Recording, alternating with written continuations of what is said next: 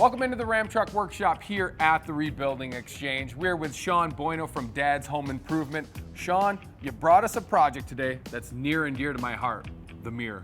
I know how much you enjoy looking at your mirror, but unfortunately your wife doesn't like it as much because it's old and boring and just kind of plain. The mirror or me?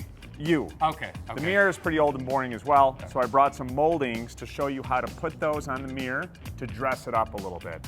Basic builder mirrors like this one are pretty standard in Chicago and across the country. They get the job done, but as Sean said, they can be pretty darn boring. So he's got a quick DIY to dress up the mirror and make it look much more high-end. So first of all, you need some molding, okay? I brought 2 pieces for the top and the bottom. I also brought a couple side pieces as well.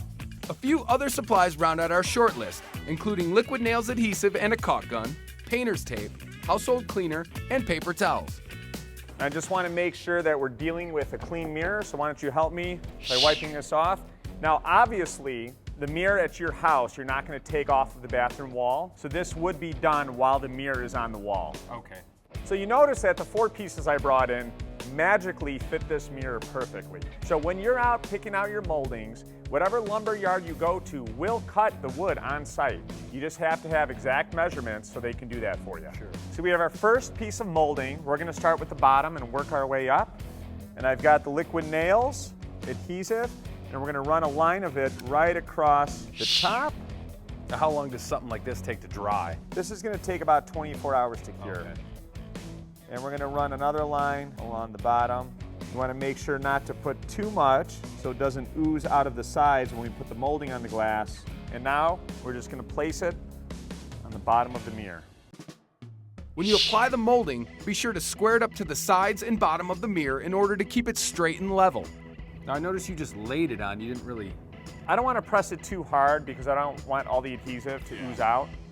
Just put enough pressure on there where it spreads and it'll cure in place. I brought some painter's tape to show you how to hold the molding in place since it's going to be in a vertical position. So we're going to tape the molding to the mirror, and if you have a bathroom vanity, you can also tape the bottom molding to that as well.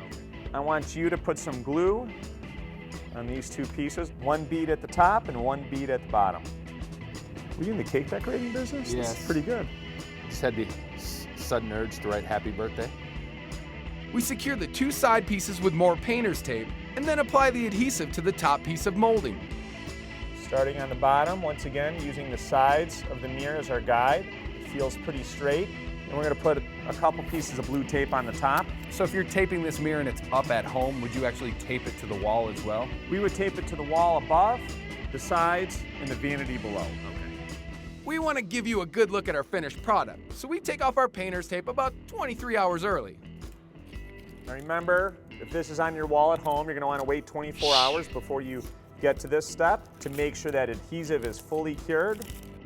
It took well under an hour to transform this bathroom mirror from blah to beautiful. The moldings don't cost a lot of money. You can have tons of creative freedom with it to make it your own. And in one afternoon, you have a brand new bathroom mirror. Now, if you don't mind, I could actually use a little alone time with this bad boy. I don't know if there's enough room for your head.